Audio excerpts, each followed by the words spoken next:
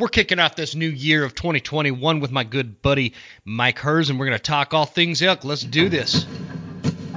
There exists a threat, from anti-hunting groups to politicians trying to give our land away, and we won't stand for it. Those vast western landscapes provide the space for our wildlife to thrive and a place for hunters and anglers to fuel the fire that sparks their soul. In this show, we share our love of hunting, fishing, and conservation. Here, we provide the foundation to meet these threats through passion and the grit of the American outdoorsman. Welcome to the Western Huntsman Podcast.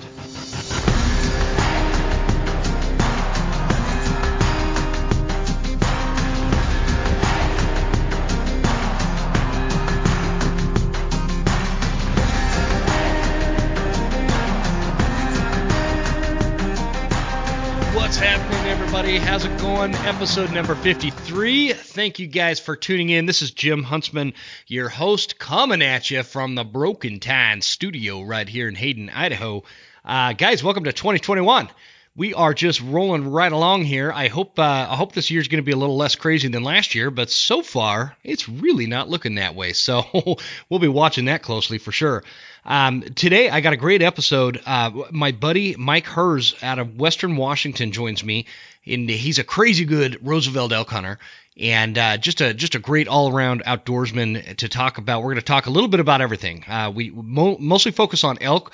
We talk a lot of tips and strategies and stuff like that, and then we also talk about black bear hunting and some of the issues you guys in Washington that are listening are facing. And so we're gonna talk a little bit about that, and pay attention because in the show notes I'm going to provide a link that will allow you to join into the session for the Washington Fish and Wildlife Service little like Zoom meeting that they're going to be doing in a couple of days, depending on when you listen to this. I believe it's happening on the 8th, so I'm gonna throw that link in there if you guys have the time to join in, because they're getting a bunch of outside influences. Like out of California, something like these the animal rights activists are jumping on there and voicing their opinions, and the Washington Fish and Wildlife Service is taking that as if that's Washington residents talking to them and hunters talking to them, and it's not. And you know that, and I know that. So if you have time, let's help those guys out and join in on that meeting. No matter what state you're in and whether or not you're a bear hunter, we could join in and voice our opinions and help Washington out, kind of balance that out, keep those anti-hunting radical weirdos out of our business. So that's that. Before we get to that with Mike, because I do want to tell you a little bit more about that.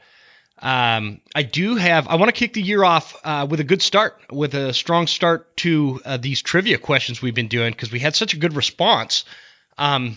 The only thing I'm going to change with those is when you guys answer the trivia questions and write into me at jim@thewesternhuntsman.com, please put in the subject line trivia or trivia question, just trivia. Make sure the word trivia is in the subject line, because I get so many of those. I have to like go through and figure out which ones are actually answering the trivia questions, and that'll just kind of make my life a little bit easier. So when you answer the trivia questions, type in trivia in the subject line so I can kind of organize that. I need a little more organization in my life, right?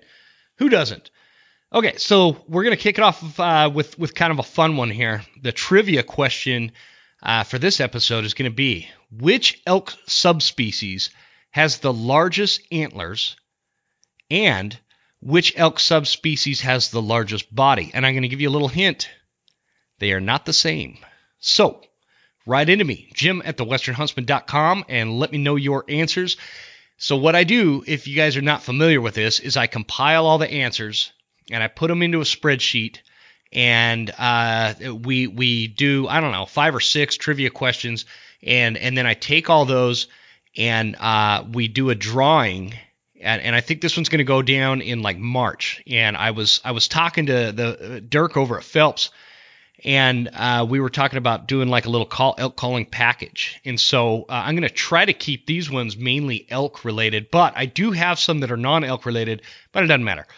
We'll do the drawing. And so somebody's going to win like a t-shirt of, like the Western Huntsman t-shirt. And they're also going to win, a bugle tube and maybe a couple of reeds or something along those lines. I haven't totally figured that part out yet, but it's going to be cool. So Guys, again, welcome to 2021. This is a new year. It's a fresh year. I'm not one of those dudes that gets all hung up on the lame New Year's resolutions and things like that I think kind of most people just let flow by the wayside eventually. But it is a fresh start. And it's kind of like this, it's kind of a time to start thinking about your 2021 hunts. And like for me, I was going to put in for this specific area in Wyoming, but I'm actually going to wait. I think if I wait it out one more year, I have enough points for Wyoming elk for this other unit that looks to be quite a bit better. So I got points building up there. Wyoming is out for me, but let me just run through, like, for my goals, what I've set as a goal. I want 2 turkeys this year. I want a black bear. I've got a cool black bear season. It looks like is going to be lining up for this spring, and that's going to be cool. Stay tuned for that one. And then I do want a wolf, and that's going to be mainly this winter. And I say only one wolf. I have like 7 tags or something like that. It's ridiculous. But if you've ever hunted wolves, it is I don't know that there's any hunter out there that is hunting wolves. Now, I'm not talking about trappers. Trappers do this all the time. But hunters, I don't know of anybody that's hunted and successfully taken 7 wolves in one season. So 1 wolf, I'd be pretty happy. And that's what I'll be going for here shortly over the next couple of months, I'm going to be pursuing that. So especially if this weather keeps cooperating, I'm actually able to get to places. Coyotes, the reason I've kind of taken like a break from coyote hunting the last few years, and I want to get back into it. I used to be a prolific coyote caller, and I would call coyotes in, and I'd whack them. I've flung arrows at them. I tried it with my bow. I've never hit one with my bow though, because the bow is just like too slow or something. Because as soon as I set that release and launch that arrow, they jump or move or whatever, and it's fun though. It is super fun if you can call in a coyote and then fling an arrow. It's a pretty good time. But I'll be taking the rifle out and doing that, and my reason for that is obviously predator control is important and everything, but for me, I want to work on another one of my goals as an outdoorsman this year is I want to work on tanning hides. I did that in the past. I've done it in the past back when I was younger and didn't have little kids, and so now my kids are a little bit bigger, and I want to pass that down and show them how to tan hides. And I do it the old school way. I use a brain, and I'm not very good at it, and so I want to kind of perfect that this year. And coyotes are a great way to do that, because if you jack up the fur or whatever, it's not like some huge financial loss. You know what I mean? Unlike I wouldn't do it on a wolf on my own right now. But I will do it on some coyotes, and once I get proficient with tanning out some coyote hides, I'll happily do it with a wolf. So that is definitely on the docket. If any of you are listening in like eastern Washington or northern Idaho or western Montana, and you have a big ranch and property, and you'd be willing to let me come and hunt some coyotes on your property, what I do is I do it with a rifle, and I call them in, and I'm pretty good at it.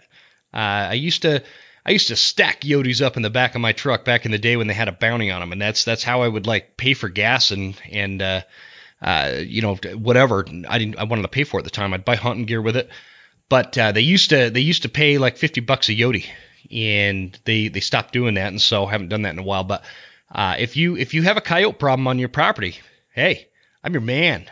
I'll do it for free.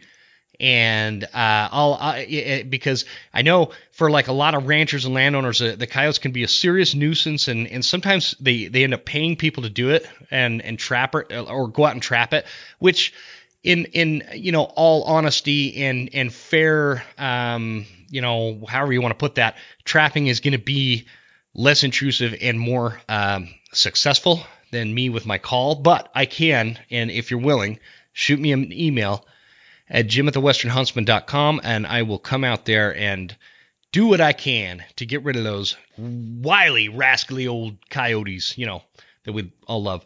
Okay, there's that. I'm just reading through my list here, goal-wise. Yeah, so possibly I'll be going to Arizona for a Coues deer hunt. I won't know more about that for a couple weeks, but That is definitely on my radar with somebody I'm talking with about it. I talked about Wyoming being out for me. I'll probably put in for Montana for elk. Definitely get an Idaho elk tag. So September will definitely be a full and busy month. Personally, I want one mule deer and one whitetail, and I'm not sure how I'm going to work that. I think I'm going to do the mule deer in Montana and the whitetail in Idaho, and that's going to be the goal. But my one kind of non-personal, I guess it's still personal. It's a personal goal. I want to get a deer for my daughter. My daughter is 11 years old, and she is ready to go. And I am going to be picking her up a new rifle because I don't know. I want her to have a scope on, and she could shoot my little 30-30, but I don't know. It's iron sights. I'm going to get her one with a scope, and I don't want to put a scope on that thing. So that's the goal. I want a deer for my daughter. In fact, that's probably going to trump my deer hunting personally to an extent. So, and lastly, in terms of hunting for me, what I'd really like to do is I'd like to up my, no pun intended, I'd like to up my upland game hunting. Upland game, specifically pheasants, used to be a huge part of my season, and I've kind of fallen out of that habit, and I kind of want to get back into it. I miss doing it, and I think the reason is I would take, I've talked about Trevor, my dog, on the show several times. He's just about 10 years old. He's got some arthritis and stuff, and so I stopped taking him out. I don't like to see him in pain, and I know there's ways to reduce that and all that kind of stuff, but he really worked his butt off. He used to be a great bird dog, and the only problem is he had a tendency to find porcupines, and I'm sick of pulling needles out of his face. So it's kind of what killed it for me, and I got out of it. And I want to change that. I want to get out and do some upland game hunting, and I want to go with friends and family and whatnot, and go out and hit the fields and see if we can find some pheasants. I used to love that. It used to be in fact, I used to love pheasant hunting to an extent in which I would not go deer hunting so that I can go pheasant hunting when I had limited vacation time and things like that. And so, which is crazy for me because I much prefer hunting deer, but I do love upland game. So anyway, I don't know if that's of interest to you guys, but I thought I'd share what those goals are. Gives me a little bit of accountability to stick with. And maybe hopefully that'll help you guys kind of organize. What I do is I write this stuff down so that I know, and I'm tracking it as the year goes by. Where am I at? Have I gotten those turkeys? Did I get a black bear? Did I, all these things that I've got written down as kind of this accountability thing. I like the goal setting goal method that I use, and it's it's a good way to kind of just track your year and keep you accountable. So maybe that helps inspire you guys to write down some of your goals for this year in terms of hunting. This episode, like I said, Mike is he's a buddy of mine. He's a great hunter. We're going to basically, so he hunts mainly Roosevelt elk. In fact, I think that's all he's hunted elk-wise. But he's really, really good at it. And a lot of basically from what I know, because I don't know much about hunting Roosevelts, but what I do know is that most people that have hunted both tell me that, there's not a lot of difference. So like the tips and strategies and stuff that Mike talks about can be applied to Rocky Mountain elk as well. I think it's a really good conversation. Now, that said, I do have to warn you guys up front. For some reason, I had this weird internet situation going on where Mike and I had a delay. And it makes it sound like we're having, at times during the conversation, it makes it sound like we're having this real awkward conversation. And like there's these gaps in between when I stop talking and he starts talking, or vice versa. And other times I start talking over him or he starts talking over me. And it was just kind of chaotic. It came out chaotic because of that. But I didn't really have any way to really fix that in the conversation to kind of tighten those up. So I'm just running it like this. Not sure why we had such a delay there, but the information is still good. And I just tell you guys that so that A, you're prepared for it, and B, you don't think it was like some awkward conversation, because it wasn't. We had a great conversation, and he's a great guy. You guys are going to like him. And let me know what you think at jim@thewesternhuntsman.com. Check us out on Instagram and Facebook at The Western Huntsman. I think that's it, right? You guys got anything else? No? Okay, the one-sided conversation. Dog doesn't have anything else either. All right, guys. Enjoy this conversation with Mike Herz, and let's get into it right now.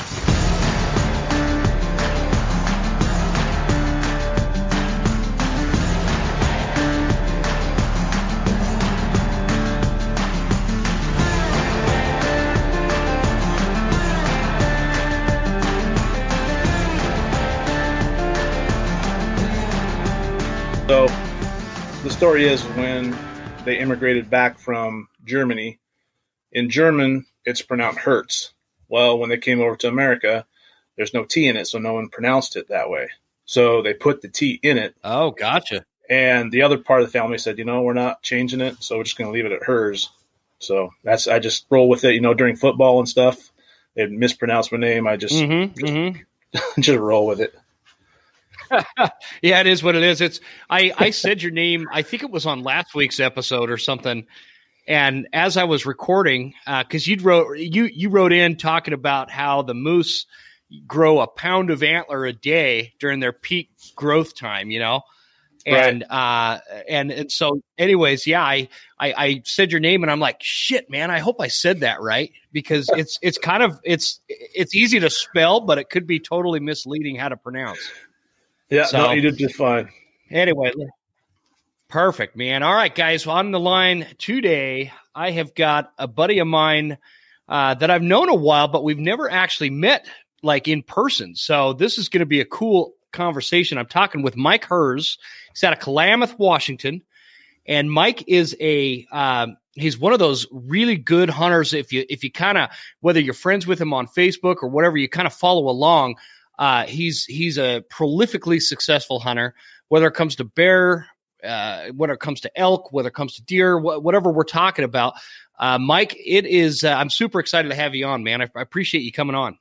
Yeah, I'm glad to be here.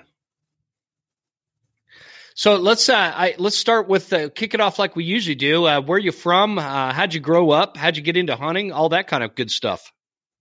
Well, I live here in Kalama, Washington, and grew up in Washougal, which if any motocross people are out there, that's where they have nationals for motocross every year.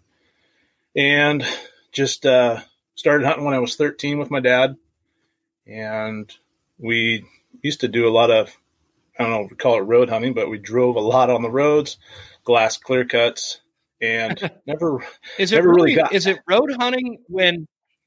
Is it really considered road hunting if you're not like shooting from the road, but you're just kind of, I don't know, scouting? I always scout from the road for a while and then pick a place to go. So what are your thoughts on that?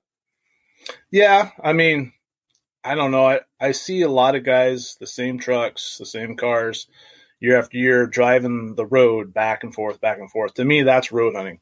But if you're just, Yeah, like you're saying, driving the road, scouting, checking out some areas, but you get behind some of these guys. I'm trying to get from point A to point B, and they're driving about 2 miles an hour. They have no idea I'm behind them. I know that drives me crazy, man.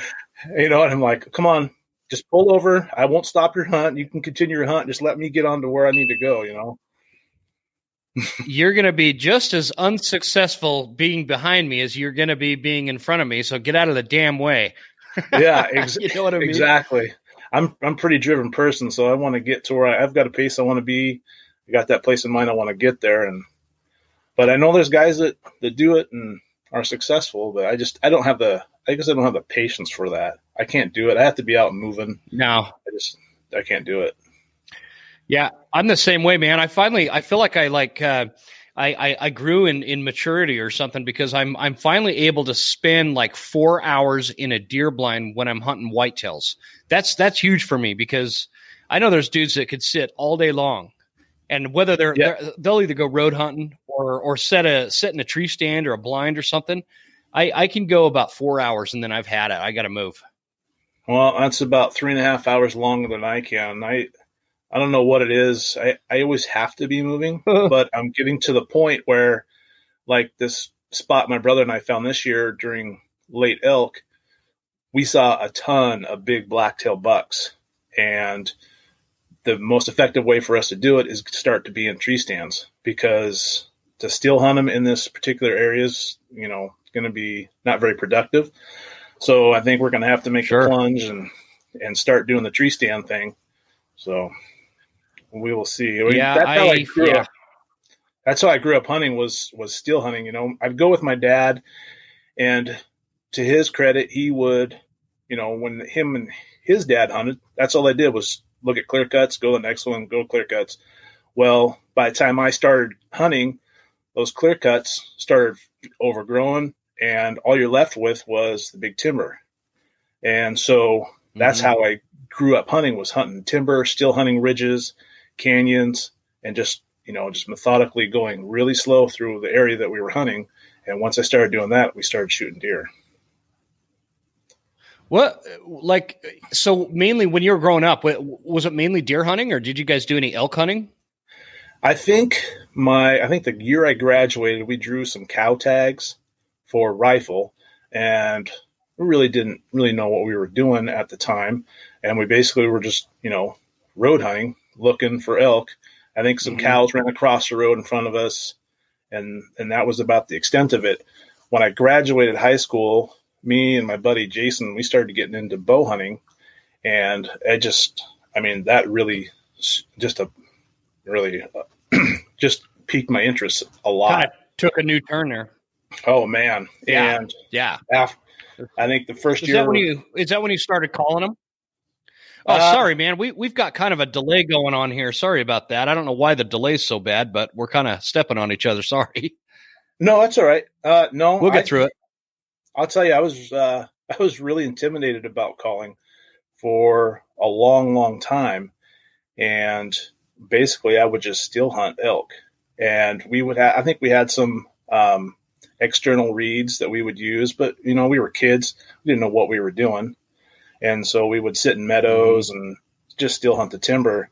It wasn't until about, I don't know, maybe at the most 8 years ago that I really started not being, scared of the bugle and, didn't want to scare them away. Now I don't care because they'll put up with that's super interesting, man.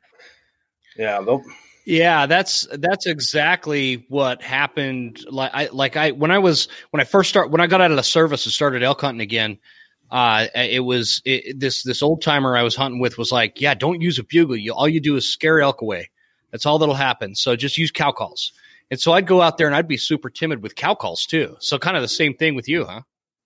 Oh yeah. Yeah. I mean, it wasn't my youngest brother and I, him and I are the ones that hunt the most together, deer, elk, bear, the whole 9 yards.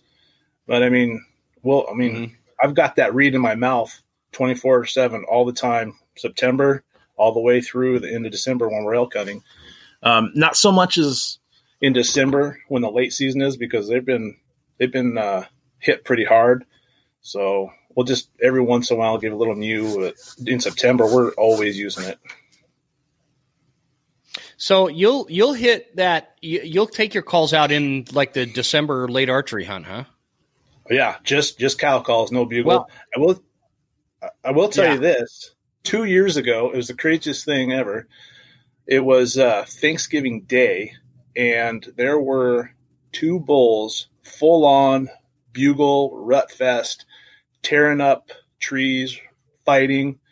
I couldn't believe it. There was a hot cow in there. I don't know really? If it was her like 3rd cycle, but man, they were chasing her. It was crazy, absolutely crazy. We never could get on them, but that's crazy. Yeah. I don't know if it has something to do with. That's in December. Yep.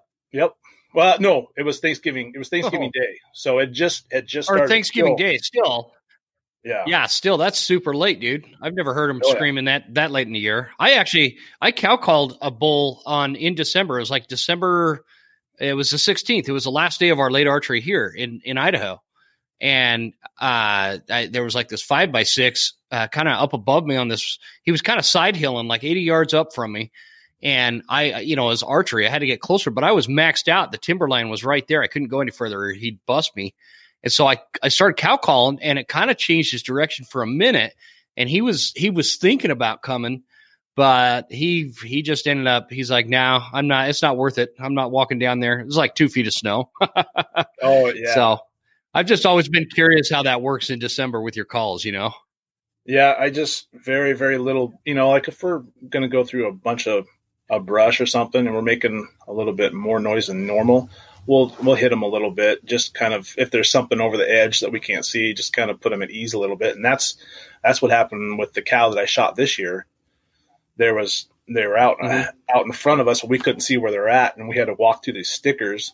And so I just gave a little chirp, and they stayed bedded down, and they didn't get up until we were like 30 yards away from them.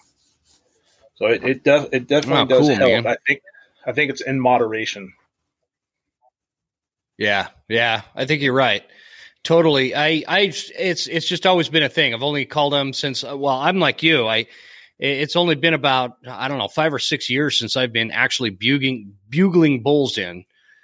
Because before then I was just under the impression, it just didn't work. But Yeah. now I see you're screaming like crazy with that Maverick reed, aren't you? Because you've killed a couple of bulls with that thing. Yes, sir. And I'll tell you what, ever since those amp calls came out from Phelps, I have like a super, super bad gag reflex. And I tried using some Mm-hmm. Primos and some other ones, and I just couldn't do it. And that's another reason I never used those calls, is because I'd start gagging. And so I Yeah. saw Phelps at one of the sportsman shows, and here he said, "Try give these a try," and I did, and they fit my palate perfect. And I mean, I absolutely love them. Oh, sweet. And you're kind of over there in Phelps' neck of the woods over in Western Washington, aren't you? Yeah, he's just north of me, probably about an hour and 20 minutes, not too far away. Gotcha. So you get into this and you're with your brother. You hunt a lot with your brother, and you've got another buddy you'd mentioned earlier. I can't remember. I think you said Jason or something. Like, what does elk season look like to you guys now? Man, now it's we're planning now for next year. We've already got camp spots because we're packing Mm-hmm. in on some private timberland that everybody has access to, camping there, and then hiking in onto some other uh, private timberland that is walk-in only. And we basically, I'm taking that first weekend and kind of using it as a scouting weekend. And then about Mm-hmm. midweek the next week, I am hunting from about Wednesday till the end of season. And last year it was lights out the last 3 or 4 days of season, and I think it had a lot to do with that fall equinox. It was unbelievable. We got two rut fest 2 days in a row. It was awesome. So they were. It felt like they were kind of screaming a little late for you last year, this last season, kind of like for me, huh? Yeah. So we got a bull with my other brother opening weekend, and that was kind of a shit show because all the private timber was closed. The only thing that was open was DNR, and so we had all these places A, B, and C marked out on our maps, and every place we went, there was already people there. And so we didn't even get in the woods until probably 8 o'clock on opening day, which is like super rare for us. And we Mm-hmm. pulled up, we pulled up to a gate, and as soon as we got out, we heard a bull bugle across the canyon. So we just threw our packs on and went across, and it was super, super smoky, and nobody was really out hunting. And this particular gate is on private, but you had to go through a canyon to get over to the DNR land. And a lot of guys, they don't want to get very far from the roads, and so that's an advantage for us. Yeah, for sure. I think that's an advantage for a lot of like hunters that are actually dedicated to trying to be as successful as they can. Is their willingness to get off the road, get out of their truck, get off the ATV, and get further than like it doesn't count if you're 100 yards from the truck, but 100 yards from the truck is better than sitting in the truck. And so, Ex- I just You know what I mean? Can you kind of walk us through, like, I know I've gotten a lot of messages lately from, new hunters that are just getting into elk hunting, and they're, I don't know what they don't know. And so what I'm trying to do is kind of shift some of my questioning so it's a little bit more storytelling versus like a specific, what do you think about the moon phase kind of thing? You know what I mean? And Right. so can you walk us through when you guys are, you're in the woods, you're off the road, you've left the truck, and you're in an area, and then you hear a bull bugle. Walk us from there what your process is. So as soon as we hear that bull bugle, and preferably on his own, we are going to a check his location, see if he's above us, below us, on contour with us, and our best approach is try to get on contour with him, because no matter what the wind's doing, if I'm at the same level as him, it's going to be a lot harder for him to smell me, as long as the wind isn't blowing side hill, which is super rare where we're at because it's so mountainous where we're Yeah. at. And we'll get in there and we'll kind of check his temperature. We might do a location bugle, see if he answers us back. If he does, then we'll shut up. We will not bugle until we get into that 100 yards, where we think he's at 100 yards, and maybe do a cow call first and see if he responds to that. Check his temperature, see what he's doing. If he responds to the cow call, we'll just keep using the cow calls, and we'll start getting closer and kind of basically still hunt towards him. And then if we answers after we cow call and we're within 50 to 75 yards, we'll cut him off with a bugle. And I don't know if it's because it's the Roosevelts, which we hunt all the time, that triggers them because we're so close to them. I don't know if that gets them pissed off and they start coming in, because most of the time they've got cows with them already. And if Yeah. he doesn't just get, if it's too early, sometimes they will herd up take their cows and take off. But for the most part, when we're in that close, it's game on. It's chitty chitty bang bang at that point, right? Yeah. So you get in, you're 50 to 70 yards, and you're cow calling. You kind of, when you say check their temperature, what kind of gauge do you use to kind of determine, okay, this bull, he's just responding to a cow, letting us know he's over here, versus, okay, the bull is coming to us, demanding me to go to him, versus, oh, that bull is pissed, man. And like, do you have a way to determine that and describe it to new hunters? Um, I don't. Some of it has to do with the amount of times that you're in the woods and you've heard bulls bugle. You can, after a certain point, you get to kind of differentiate between just a normal bugle and an aggressive bugle. It's kind of hard to describe, but Mm-hmm. like Dirk talks about, those the getting the aggression when he's bugling back, and you can kind of hear that in theirs. They're I don't know. It's kind of hard to describe. It's just the It's intensity of hard. their bugle. It is, huh? It's like, yeah, it's super hard to describe that because you got to hear it firsthand to be able to even know the difference. So I know I'm putting, throwing a tough question at you. I'm trying to, again, I'm going back to, I'm getting a lot of messages about elk hunting, new elk hunters, and they're really enthusiastic about learning. And so what I'm trying to do is just get nuggets out of everybody that they're going to pick up on, and maybe you and I won't, because, we've done this stuff a little bit. Um, and so I do have a question for you, because you're hunting Roosevelts, Yep. and you're out there in Western Washington. And I'm out in that neck of the woods quite a bit. It's pretty thick country. That's tough country. Uh, it's a different atmosphere out there, though. What do you get a lot of flack for being a hunter out there? Not so much. I mean, where I live. I mean, this is kind of a little mecca, because we have the ocean so close. We have awesome steelhead and salmon rivers so close. The Columbia is just right here. Awesome salmon fishing. Um, not so much. Like even when I lived in Vancouver, really didn't get too much flack. Neighbors would come over and look at in the garage when I got something hanging or something, But I was about the only person on the Yeah. whole block that was hunting, so I've got a deer hanging in the garage, and it's a little bit out of place.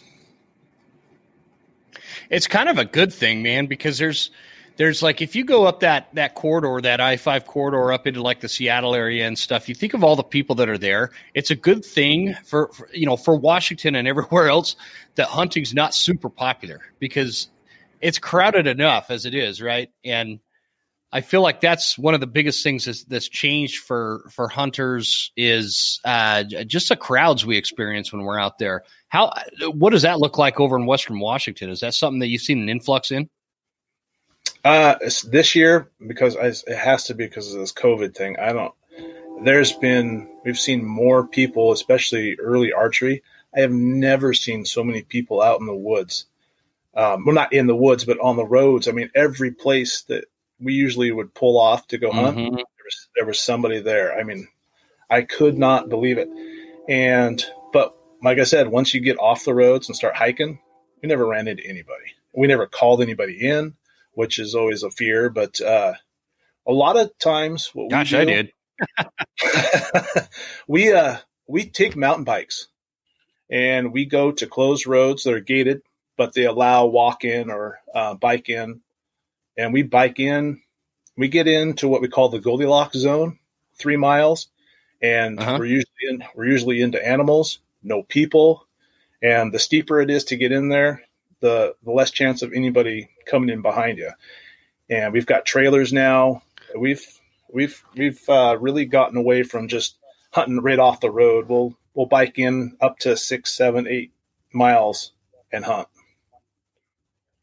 Why do you call it the Goldilocks? Where does that come from? It's just something me and my brothers, we just called it that because it's not too far. It's just close enough. It's just kind of like Goldilocks and the Three Bears, there's always, I mean, more often than not, when we're marking stuff on our Onyx, we're at least 3 miles in, not anymore. And we're into animals. We're not into people. And we're getting shot opportunities. And so it's just gotcha. It's that hot spot right there. Yeah. No, that makes sense. I like learning everybody's little, the nuances of different hunting groups. They have different terms for different things and stuff like that. And I always call it the sweet spot. You've got to get, and for me, and it's different geographically for wherever you're hunting. It's going to be different in Western Washington than Western Wyoming, for example, but for me, it's that 1.5 mile mark is the sweet spot. And that's usually where I start hearing serious bugles. And sometimes it's been closer, and sometimes it's been, I've gone 10 miles and haven't heard anything. So, it's just the nature of it, but no, that's cool, man. I'm curious to know, like, when you're mountain biking, you've got your mountain bikes and stuff, you get a bull down. Are you just getting on your bike with the pack and all that weight and mountain biking back? Back in the old days, yes.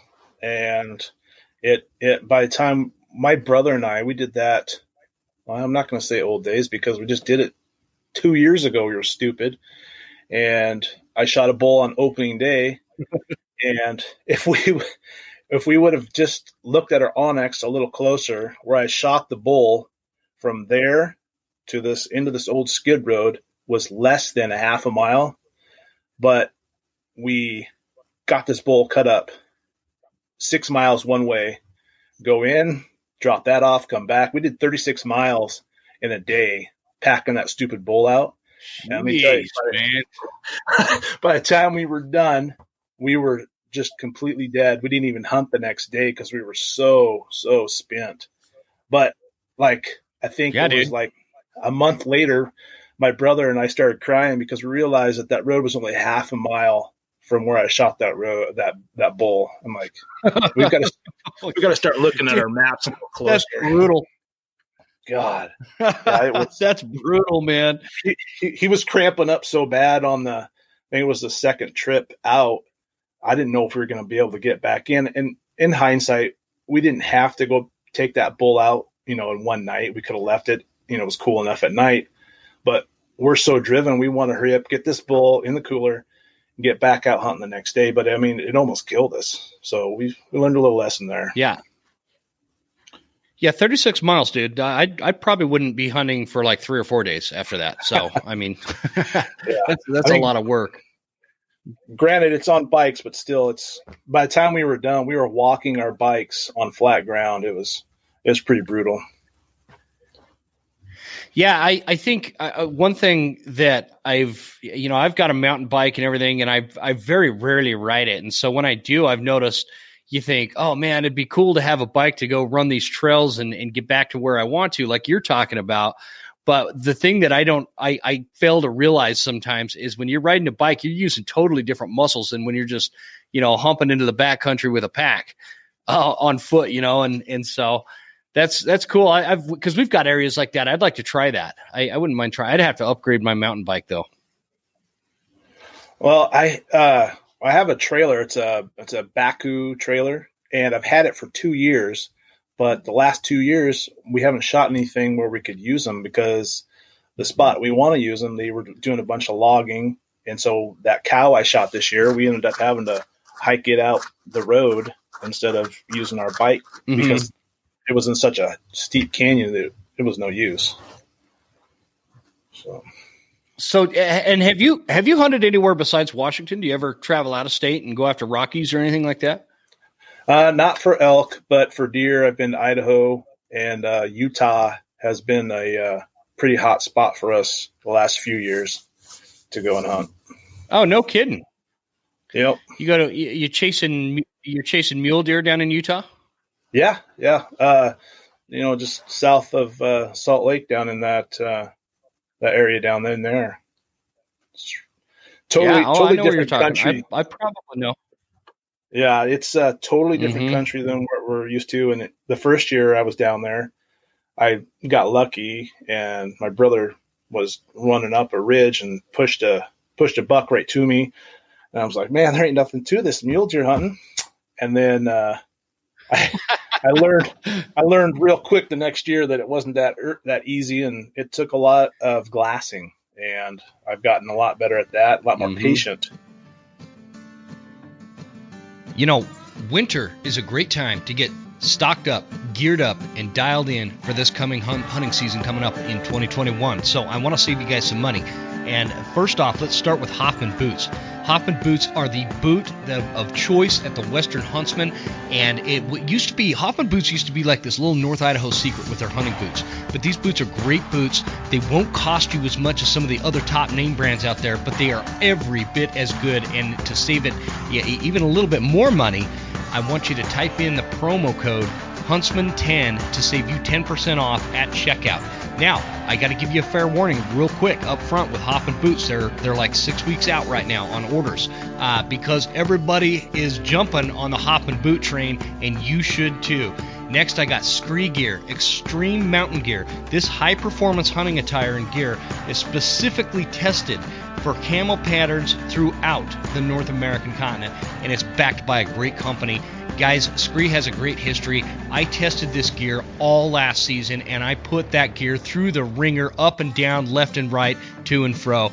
Save you a little bit of money. Use promo code The Western Huntsman at checkout to save you 15% off and free shipping. That's a hell of a deal.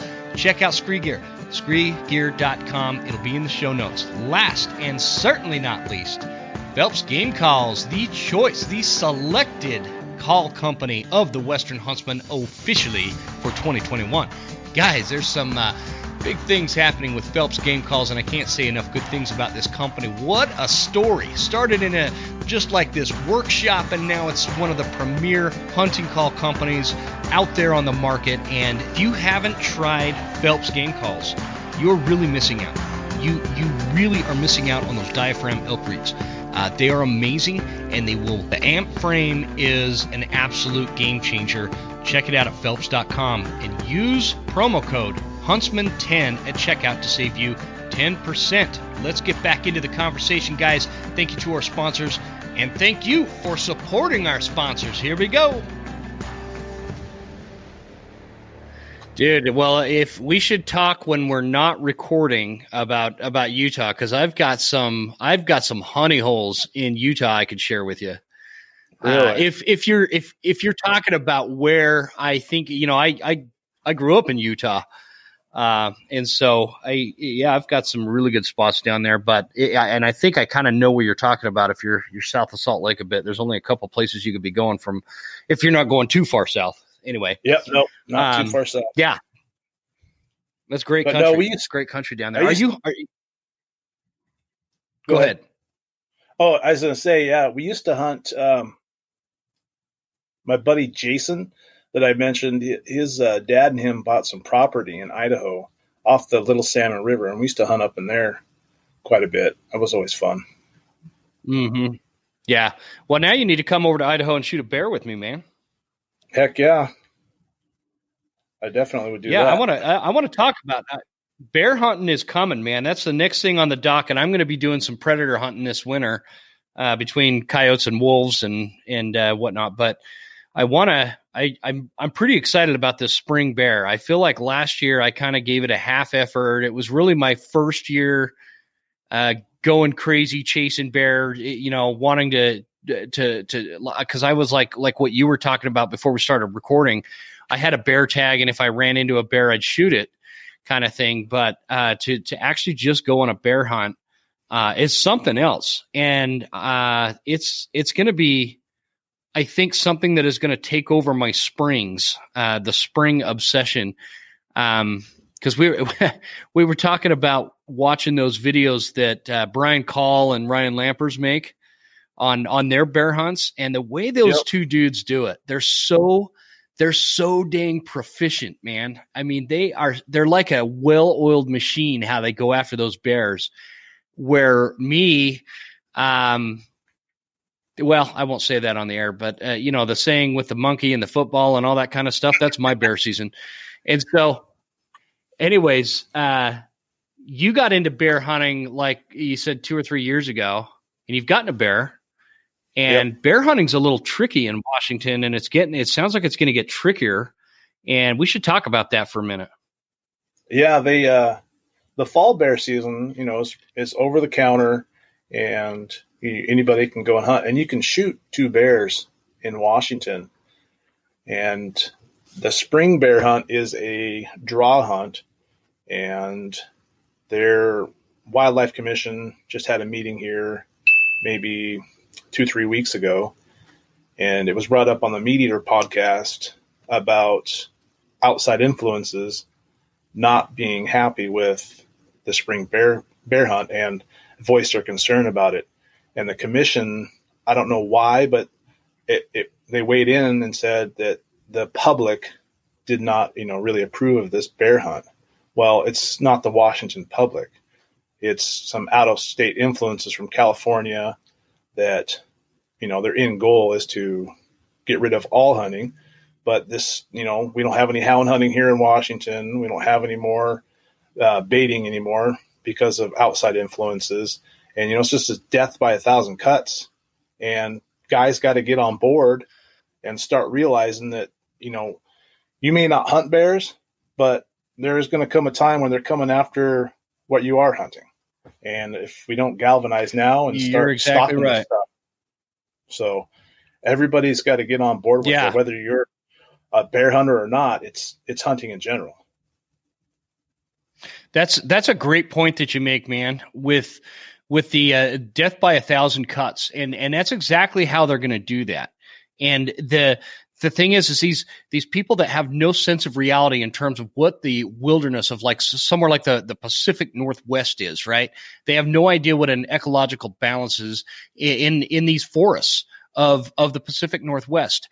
And they run this emotional BS through I'm careful with what I say, because the Idaho Fish and Game and the Game Commission, they're really good about not allowing outside influences dictate rules and seasons and any kind of changes that take place, because Idaho's specific to how they manage our wildlife, and that's through hunting, right?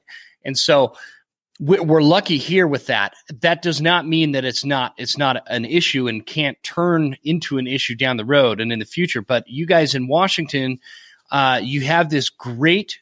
Washington is one of the most underrated states in terms of hunting, and I've said this before. Washington is very underrated, very much underrated, and part of the reason that it is because of what you were just talking about with the out-of-state influences and the death by 1,000 cuts. And if hunters, specifically in Washington, are not paying attention to this issue, that is how they are. You know, you could use the term nickel and diming you to death with you hire some company like a plumber or a car mechanic or whatever, and people say talk about nickeling and diming you to death. That's kind of what's happening in the Washington State Fish and Game. This agency's getting all this influence, and they're kind of representing it as if it's the local Washingtonian population bringing this stuff to fruition. And when in reality, it's these people that have no clue about wildlife and hunting and resources and conservation and all these things sitting in California making these kind of judgments. And so eyes do need to be opened to this because it's a serious threat, man. Yeah, and one thing that makes it worse, these meetings they've been having, they're a Zoom meeting. And so anybody and everybody can get on these Zoom meetings and they can start voicing their opinions. And it's kind of, I mean, the hunters, there was not a great presence there because a lot of these meetings are in the middle of the week when guys are working. So that didn't help. And, these people that don't like the bear hunting, don't like hunting in general, all they care about is the individual animal. They don't care about the whole, the entire, like you're saying, all the management. I keep saying, you got to manage wildlife. It's not a holistic approach. No, it's not. And you got to manage wildlife. You can't manage feelings. And it's just the way that they want to do it it doesn't work. Yeah, no, I agree. And again, I do want to just make the point to the audience, and I'm sorry about this. For some reason, we do have like a major delay here going on. So I'm not purposely trying to talk over Mike, and he's not purposely trying to talk over me. It's just coming out that way. And it just happens sometimes. That's the breaks when you're recording remotely. So anyway, getting back to that. Yeah, Mike, I don't know what can be done with that other than, when those meetings do come up, we need to let it be known. It needs to be known because they're not great at like promoting the fact that there's a meeting coming up and it's a Zoom meeting. Because if they're allowing outside influences from California, you sure as hell have an advocate here sitting in Idaho. I'll make sure I'm on those meetings and I will voice my opinion. And I know there's a lot of other Idahoans that would do that too. And it's kind of for selfish reasons too, because Washington has some very good spring bear hunting opportunities. Like there's a lot of bears in Washington, right? And it would lessen the burden on Idaho's spring bear season if Washingtonians were able to stay in Washington and hunt there versus coming over here. And so with that argument, I think I can make a case that we could get a lot of Idaho hunters to jump on that meeting and make sure those outside influences are balanced out with influences that actually know a thing or two about a holistic approach to wildlife management. Yeah, no, that'd be good. The next meeting is January 8th. And if people really want to get involved, if you get onto the Washington Department of Fish and Game, you can get on their emailing list and they'll email you and tell you when these meetings are coming out. The commission I'm pulling that up it right now. Yeah. Washington Fish and Game? Yeah. I don't know exactly where that link's at, but it's Washington Department of Fish and Wildlife. Let's see. I'm trying to find it here. Hunting, probably. Gosh, man, it's been a long time. I don't think when I hunted Washington, because I used to live in Spokane and I'd hunt Washington over there. So, but that was before you had anything online, I think. So I've never been on this website. Let's see. Oh, and my internet's taken first. So what I'll do, I'm going to find out that where there, because they've got to put it somewhere on their website or something. and I'll put the link in the show notes so people could jump on there and make sure that whether you're in Washington, whether, I don't care if you're in New Mexico listening to this, if you have time to jump in on that meeting to help balance out some of these anti-hunting, anti-spring bear hunt, California type folks that want to meddle in our business, it's going to be on there. So I'll pull that up when my internet, it's storming outside. So of course my internet's not cooperating. Yeah, so no, at least you're coming in good, dude.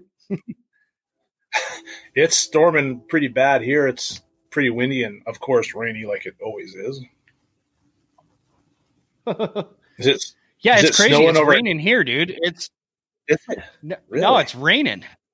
It's supposed to be, it should be snowing. So we got at my house, like 2 days ago, we got 18 inches at my house in 36 hours, something like that. It was crazy. And then all of a sudden it warmed up and it's been raining ever since. So, which I'm kind of glad because that would have been a lot of snow. Jeez. Yeah, we get maybe 2-3 inches. Yeah. And it doesn't stick around there, does it? No, it's gone. It's gone real quick.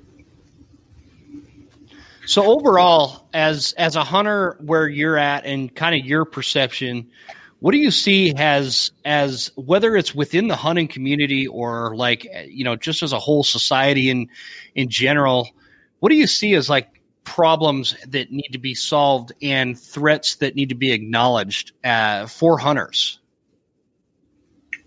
I think the biggest thing is people need to quit beating down other hunters for what they shoot, what they wear, where they hunt, what animals they kill.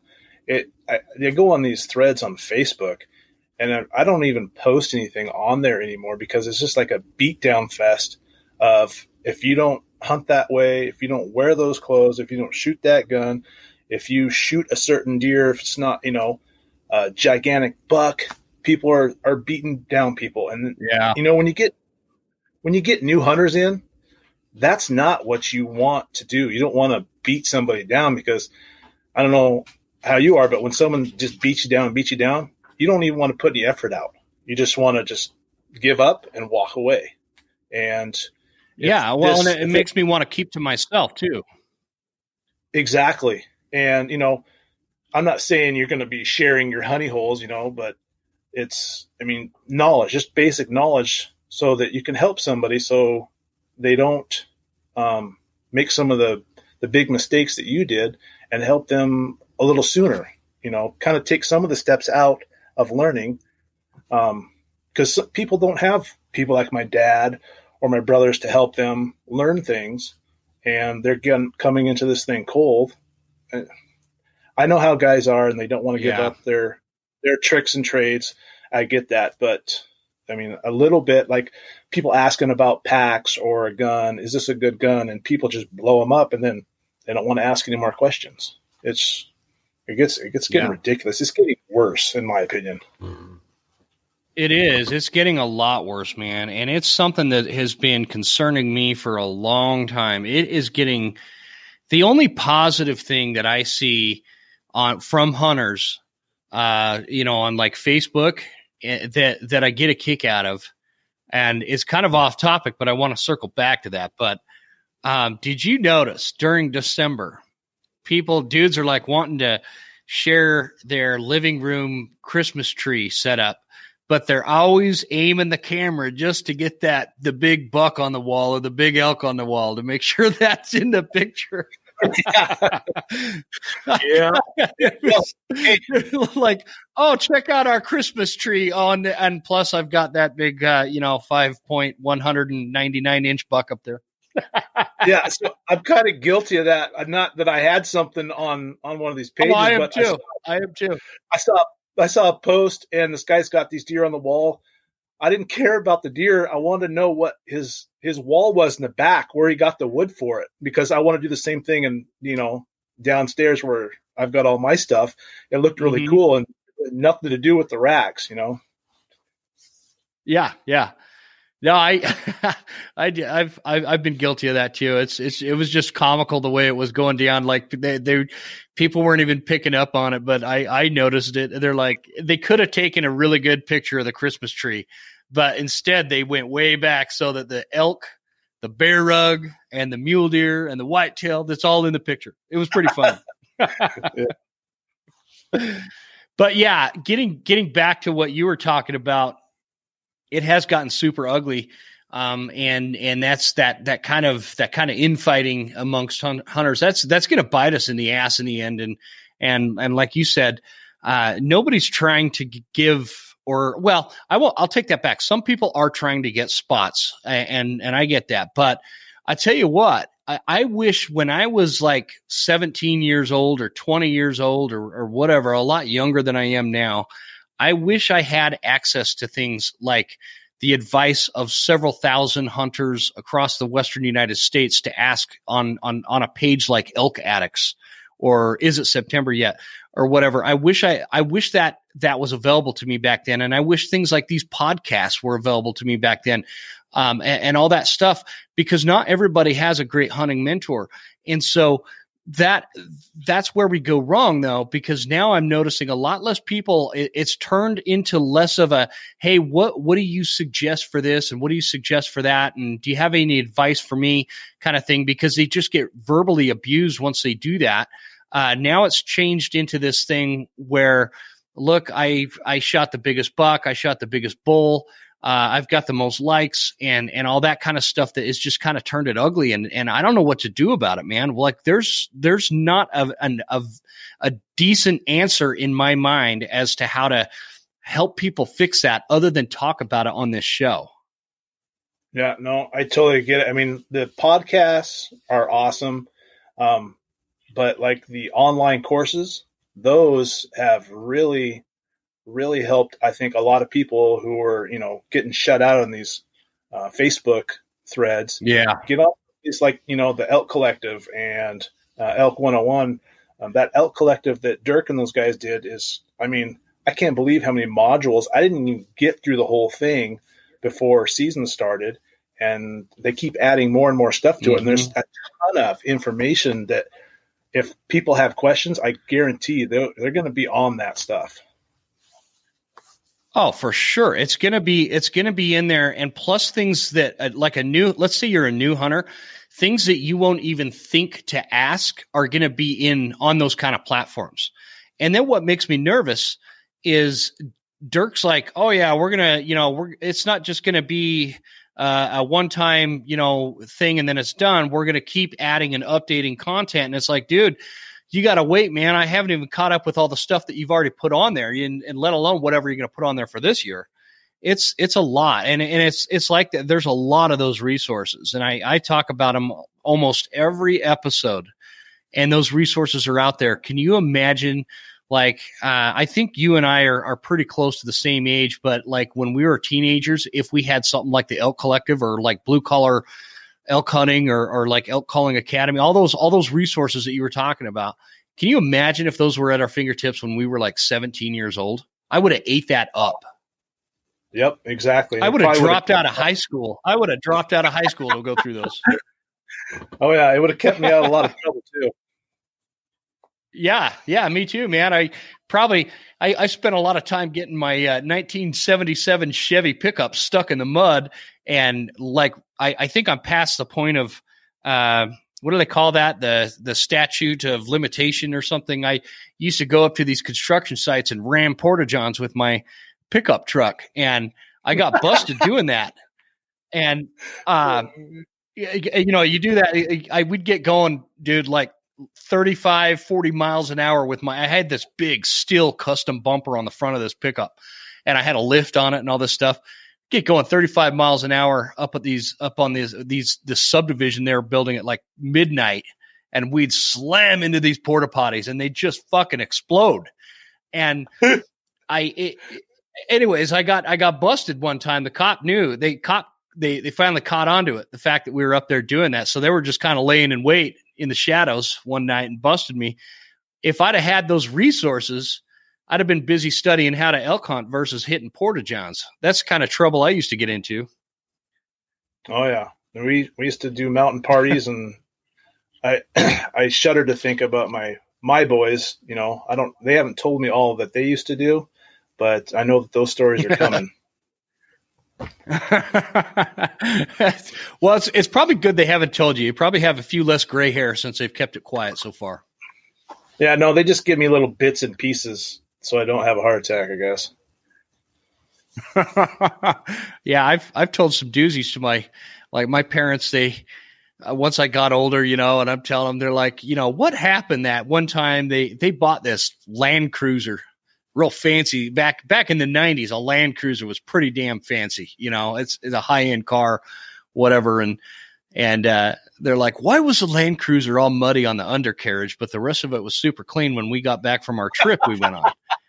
And so I finally fessed up that I had that thing airborne, man, on this dirt road up past our house a little ways and up in the. I mean, that sucker was airborne, and then when I landed, it popped a tire, and so I thought I snapped the axle, and I thought I was going to be in big trouble, but lo and behold, it was just a pop tire. However, I landed, so I just put the spare on and put the pop tire up underneath, and just acted like I didn't know what happened. But they found out about 5 or 6 years later. I finally fessed up to it. They always do. They always do. So those stories are coming. How old are your boys now? My oldest is 26 or 27. I can't keep track. And my youngest is getting ready to turn 21 here in March. Oh, so you've got one turning 21 in March. And what do you do for a living, Mike? I never asked you that.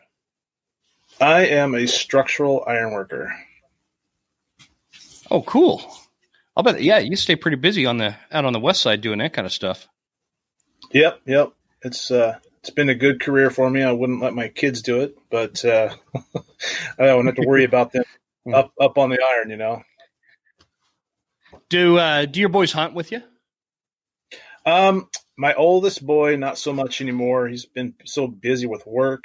But my youngest boy, he hunts with me every year. Like I said, he got his first bear this August, and he's gotten a elk and a couple deer. So when he's got time, he definitely goes. But how Right it is when on. you're so. Yeah, for sure. So coming up this year, here it is. We're January 2021. Hopefully, we're going to have a better year than last year. But what does hunting season look like? What tags are you planning on hunting, and what kind of goals are you setting for this year? So Washington, we'll put in, for all the deer, elk, bear, everything we can, and then we hopefully will draw Utah again this year. And my youngest brother, is talking about going to Oregon and doing a spring bear hunt there, but it sounds like Idaho might be in play. Hey, with Oregon, is that an over the counter? Yeah. You know what? I'm not going to say, because I have guys, my buddies at work, I swear that they put in, but I think there's like, you have to put in an east side or west side. I'm not sure how it works, but it's a lot more opportunity than the Washington, because there's limited tags. There's hardly any on the west side, and they're mostly all on the east side. So it's a draw system for our spring hunt. Yeah, that sucks. That sucks, man. But hopefully, I don't know how to get that changed for you guys, but yeah, you just might have to shoot on over here to Idaho and go after a spring bear, man. We got plenty of them. Actually, when I went out spring bear hunting last year, it was nice, man. I was one of the only hunters out on the mountain. It was super solitary. I still had a ton of snow to deal with in certain areas. Once you hit a certain elevation, it was tough. You had to throw the snowshoes on and get up into those areas where they're at. But all in all, it's not a horrible place to hunt bear. Yeah, no, the last time I hunted Idaho, I saw it was fall, and I saw a bear running through an old burn, and I didn't even know what the heck I was looking at as it was going over the logs. and finally realized it was just a small bear, but that was really one of the first bears I'd seen Yeah. out. Yeah. So I think besides when I was I was stationed in North Carolina when I was in the service, and we were doing this Humvee training. Like you had to get this certification to drive the Hummers, right? And part of that is to get the certification, you had to drive at nighttime on these dirt roads with night vision on, with no headlights, no lights or anything, but you had to drive through this course in the woods wearing night vision goggles, and it was kind of fun.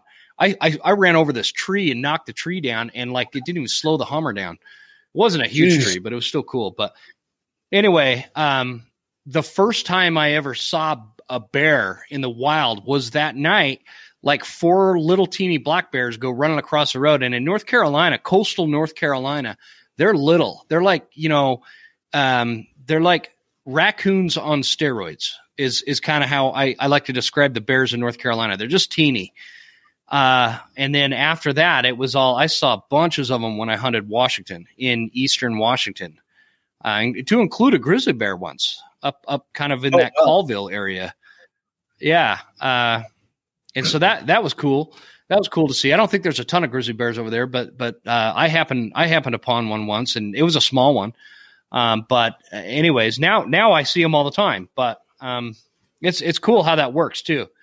And so I want to get your take, Mike, on basically, again, going back to what I'm trying to do is, cater to a lot of the messages that I'm getting. I get tons of emails and tons of messages on social media and stuff, and people requesting things on the show. And I've been kind of asking all the guests this same question, because I think that with the different various levels of hunters that we get out there, like from you and other guests that we've had on the show, we're going to get a little bit of something else and a little something different from everybody. So basically the question would be along the lines of, let's keep it elk hunting specific, and then we can even roll into a deer hunting topic if you'd rather. But somebody getting into elk hunting, can you give us like your top 3 things that you would give them advice on, and to help them facilitate them to become successful in the elk woods? I guess the number one thing is get out early and scout. And I'm not talking August, July. I'm talking right now. Get out, get your cameras out. That's what we did last weekend. We set out 5 cameras, and we've got another 5 we got to get set out. But you need to look for travel corridors, and it might be a little different for me over here on the west side, but I'm looking for rubs from last year, years ahead of that, 4 or 5 years ago, someplace that shows me that those elk are congregating during the rut at that time. Start looking for benches. You know what? Let me stop you right there. That's really good advice, because I don't think anybody's ever talked about that. Talking about the congregated areas where elk rut, and one of the best ways to determine that are through the rubs. And so that is actually super solid advice, Mike. I appreciate you saying that. And let's talk about that let's stay on that for just a minute. How do you find those rubs? What are you looking for? How do you know it's an elk rub? How far are you going to find? And that's going to be, obviously based on geographical location. It's going to be different in each state. But can you spend a little more time on that particular topic? Yeah. So when we're looking for, activity from previous years, we're looking to make sure it's not an early season where they're, rubbing their velvet off, because those rubs, they're just, you can kind of tell they're hitting the branches and they're just knocking off the leaves. They're like alders is what we usually see them rubbing their alders off, or their velvet off of. But the rubs we're looking for are the ones that are on hemlocks or big gnarly alders where they have just shredded and just really gone after. You can tell the difference from when they're just kind of playing with it and when they're really getting after it, where you see those tines digging into the trees. Those are the rubs we're looking for. and we're looking for multiple years. You can tell the difference in a fresh rub to an old rub. You can see the stuff on top of the leaves. You can see the age in them, but that's what we're looking for. And those elk rubs are going to be quite a bit higher to where you can almost barely touch the tops of where their antlers have been hitting. So if you're looking at rubs that are, I don't know, 3 feet off the ground and higher, those are most definitely going to be an elk. And we've got bulls here in some of these units where they're hitting trees that are probably 18 to 20 inches around, and they're rubbing them.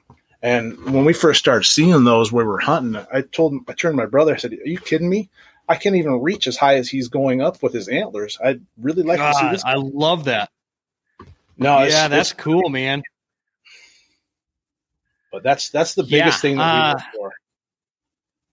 God, I'm glad you said that. I don't know why that's never really been discussed in detail like that before, but that's solid advice. And the one thing that I'd add to that, to Mike's point, what he's talking about with the rut rubs versus the velvet rubs. So when the elk are rubbing the velvet off their horns, those rubs are going to be super dispersed, and they're not going to be like grouped together very closely. Like you'll just see them randomly, right?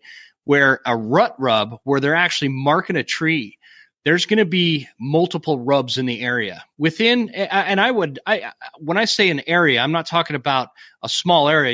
It could be a square mile, but you're going to see more than one rub. And that's another good way to determine those are rut rubs. And like Mike was saying, you can actually see where those tines were just digging into that tree. And it just looks like somebody took like a hatchet and started scraping the bark off. It's really cool. That's a great point. I'm glad you brought that up.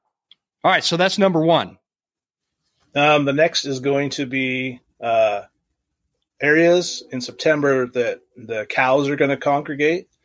And for us, it's a lot of alder thickets and flats where there's a lot of water. It's nice and cool because in September, even though we're over here on the west side, it gets pretty hot. And those elk like to go and congregate where that water source is, not so much because they're going to be drinking, but because it's nice and cool in those areas. And they just kind of move from patch to patch to patch.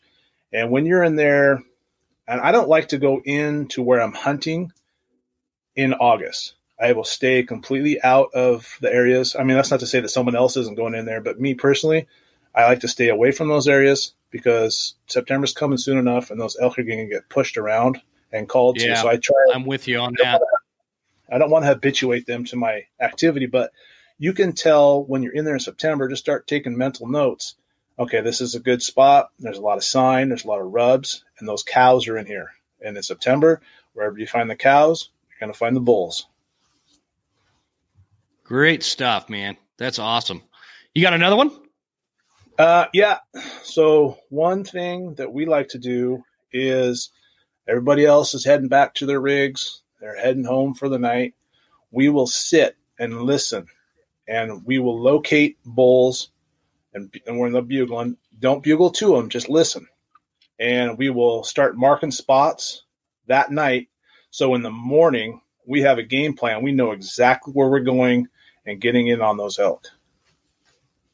So you're saying you wait till after dark and you just kind of hang on the mountain and you're just sitting, you're not calling to them, and you're locating, throwing your mark on. Do you use Onyx or Base Map, or which one do you use? I have both. I've been playing around with Base Map a little bit, but I'm a lot more familiar with Onyx. But that's We'll just wait, and we'll be 2-3 miles in, and I don't care what time I get back to the truck, and we'll just sit there and listen. And my brother and I will spread out, and then we'll meet back at the truck and compare notes, and then we know where we're going in the morning. So, and just to add a little bit of credibility to what Mike is saying, because I've been watching, and I've actually I tried to get you on, I think, a few months ago, but it was still hunting season. You were super busy, but your group, you guys seemed like you were posting a new elk that you'd gotten down every week for a long time. Like how many elk did you guys get down this year? We got 3 between the 4 of us, and we tried to get Two more. My dad, who's 70 now, um, he went out with his rifle, and we took him a few times, and I got him on more elk, no bulls, but more elk than he'd ever seen in his life. And the next day, he didn't want to go. He was pretty tired, and I wish I wouldn't have gone because I saw a 4-point in an open clear cut, 80 yards away, broadside. And when I told my dad, I thought he was going to cry. It was, I mean, we could have had this by far was our best year. We usually take, 1 to 2 elk every year, lots of opportunities, but this year's really been one of our best years. No, that's great stats, man. I mean, you take a group of 4 guys and get out there and three out of the 4 in your group gets an elk tagged out. That there's and you know this as well as I do. There's groups of 10 people that go out and none of them tag out at times, and they'll be out all of September. And so that's just saying something that's a really good stats. I'd love to come hunt some Roosevelts out there. That's I've never done that before. Roosevelt are definitely on the target list, and so that's pretty cool, man. And I guess that's where we'll kind of leave it. I think that a lot of new hunters are going to get a lot of good information out of this conversation. So I appreciate you coming on like this. Absolutely. Thanks for having me. And I'm glad to, help those guys that are just starting to get into it. I knew you would be. You're just one of those dudes. You like to teach. You like other hunters. You're happy for other hunters' success. I've noticed. And that's the right kind of attitude to have. You're never like bitter, or I never see you saying negative or nasty things to other people. And so I think that's one of the reasons why I really wanted to get you on the show. And you're one of those hunters that we can all look up to and learn from. And I'd like to get you back on the show in the future. So hopefully I didn't burn any bridges with having you on this time. And we'll just keep in touch, man.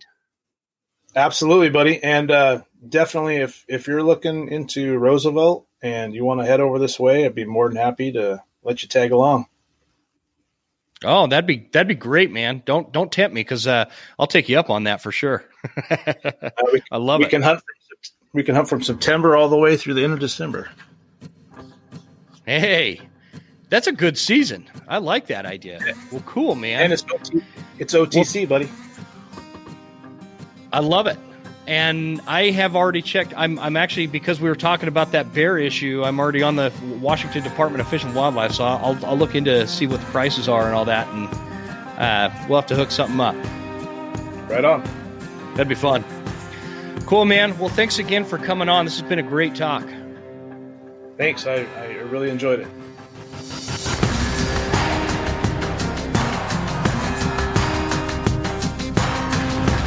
You made it all the way to the end. Thank you so much for tuning into the show. We sure appreciate your support. This is Jim Huntsman signing off and reminding you to check us out at Instagram at The Western Huntsman and on Facebook at The Western Huntsman. And you can also check out the website at thewesternhuntsman.com. Thanks again. We'll see you guys next time. Stay Western, and I'll see you on the mountain.